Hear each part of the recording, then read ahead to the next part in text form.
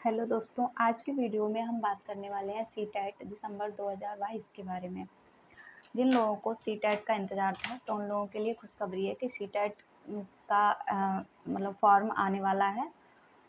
तो आज मैं बताने वाली हूँ आप लोगों को सीटेट एग्ज़ाम के बारे में, कितनी फ़ीस है, कब एग्ज़ाम होना है और क्या क्या सब्जेक्ट आते हैं। और हम इस वीडियो में दोनों पेपर की बात करेंगे, paper first primary level and paper second junior level. तो चलिए शुरू करते हैं वीडियो। सबसे पहले बात करते हैं सीटेट यानी दिसंबर 2022। इससे हमें पता चलता है कि जो ये सीटेट का एग्ज़ाम है वो दिसंबर 2022 में होने वाला है। तो शॉर्ट नोटिस जो इसका आया था वो 15 जुलाई को आ गया था 2022 में, अभी बीती 15 जुलाई को।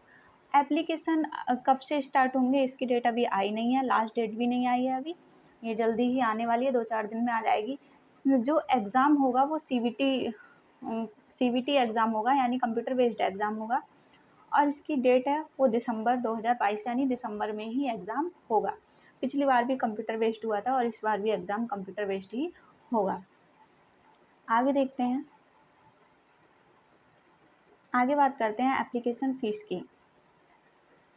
तो जो एप्लीकेशन फ़ीस है हमारी वो एक पेपर के लिए जनरल में है, अगर आप ओबीसी में हैं या फिर ईडब्ल्यूएस कैंडिडेट हैं तो आपके लिए सिंगल पेपर की जो फ़ीस होगी वो होगी 1000 रुपये। अगर आप एससी, एसटी या पीएच कैंडिडेट्स हैं तो आपके लिए सिंगल पेपर की फ़ीस होगी 800 रुपये।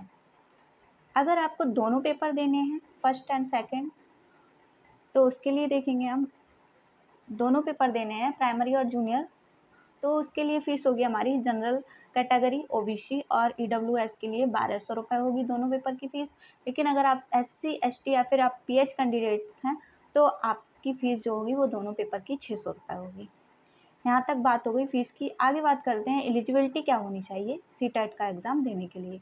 तो फर्स्ट पेपर के लिए जो हमारी एलिजिबिलिटी है, फर्स्ट और सेकंड पेपर के लिए लगभग सेम ही योग्यता है, इसमें कोई अंतर नहीं है। ग्रेजुएशन होना चाहिए आपका 50% मार्क्स के साथ और प्लस बीएड या डीएलएड की, या तो आपका पास होना चाहिए या फिर आप फाइनल ईयर में हों, या तो आप बीएड कर रहे हैं या डीएलएड कर रहे हैं। डीएलएड कर रहे हैं तो फाइनल सेमेस्टर में आप लास्ट सेमेस्टर में डाल सकते हैं फॉर्म। अगर आप बीएड कर रहे हैं तो आप सेकेंड ईयर में फॉर्म डाल सकते हैं। या फिर आपने अगर 12th के बाद बीएलएड करा है, 4 साल का जो कोर्स होता है बीएलएड का, अगर आपने वो किया है तो भी आप सीटेट का एग्ज़ाम दे सकते हैं। वही सेम कंडीशन है, या आपने पास कर लिया हो या फिर आप फाइनल ईयर में हो तो फिर आप सीटेट का एग्ज़ाम दे सकते हैं। दोनों पेपर के लिए सेम एलिजिबिलिटी है। आगे बात करेंगे कितने मार्क्स का पेपर आता है और क्या क्या सब्जेक्ट आते हैं।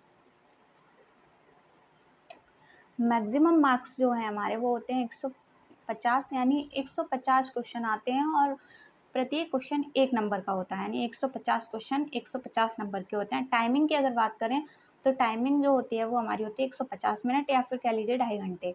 नो नेगेटिव मार्किंग, यानी कोई भी नेगेटिव मार्किंग नहीं होती है। क्वालिफाइंग जो मार्क्स हैं वो अगर आप जनरल में हैं तो आपको 90 नंबर लाने हैं, यानी कि 60% मार्क्स लाने हैं। वहीं अगर आप ओबीसी, एससी या एसटी में हैं तो आपको 82 मार्क्स लाने हैं, या फिर मान लीजिए आपको 50% मार्क लाने हैं, 55% मार्क्स लाने हैं। तो ये तो हो गया हमारा मैक्सिमम मार्क्स कितने होंगे। मैक्सिमम मार्क्स होंगे 150 और उसमें से आपको 90 मार्क्स लाने होंगे, तब आप क्वालिफाई होंगे। अगर टाइमिंग की बात करें तो टाइमिंग हमारी 2.5 घंटे है, कोई नेगेटिव मार्किंग नहीं है। पास करने के लिए अगर आप ओबीसी में हैं तो आपको 82-83 नंबर ले आइए, आप पास हो जाएंगे। और अगर आप जनरल कैंडिडेट हैं तो आपको 90 नंबर लाने होंगे, 90 नंबर यानी 60% लाने होंगे। अगर आप ओबीसी, एससी, एसटी में हैं तो आपको 55% मार्क्स लाने होंगे। आगे करते हैं सिलेबस की बात। तो सिलेबस तो अभी तक नहीं दिया है नया, जहाँ तक है पुराना ही सिलेबस होगा, कुछ कोई चेंजिंग नहीं होगी। आगे बात करते हैं सब्जेक्ट की।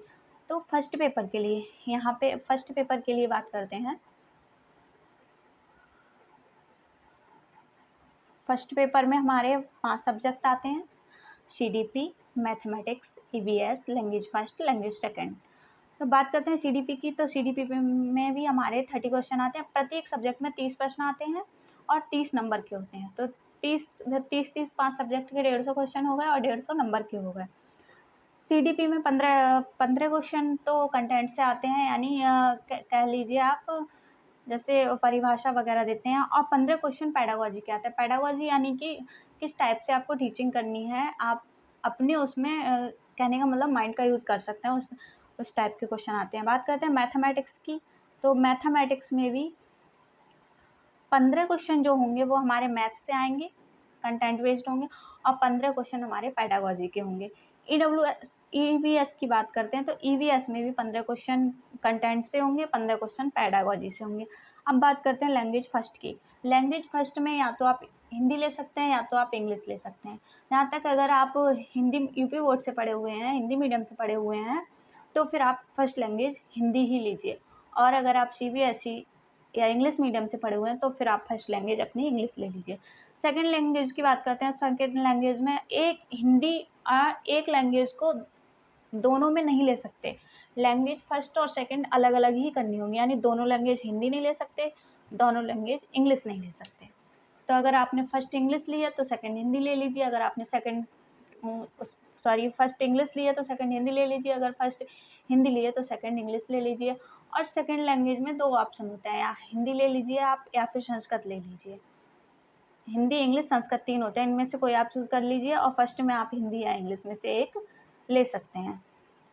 लैंग्वेज भी हमारी 30 क्वेश्चन की होती है, लैंग्वेज भी हमारी 30 प्रश्न आते हैं लैंग्वेज में भी, लेकिन इसमें जो 15 क्वेश्चन है हमारे, वो आते हैं हमारे पैसेज से, यानी 2 पैसेज आते हैं, एक गद्य से आता है, एक पद्य से आता है, और 15 क्वेश्चन हमारे पेडागोजी के आते हैं। अब बात करेंगे हम सेकंड पेपर की।